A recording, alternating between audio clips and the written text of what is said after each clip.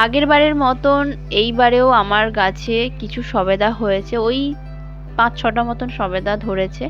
তো এটা 1 বছরের গাছ, তো সবেদাগুলো একটা পেকেছে দেখলাম, কোথায় পড়েছে খুঁজে পাচ্ছি না, পাখিতে আবার খেয়ে নিল নাকি কে জানে। ওমা, এইখানে এই নিচে পড়ে আছে, তো সবেদাটা পেকে গেছে, তো এই জন্য পড়েও গেছে। দেখি, বীজ নেই নাকি? ছোট খা, ভালো খেতে, খাবি একটু খা, দেখ কিরকম টেস্ট।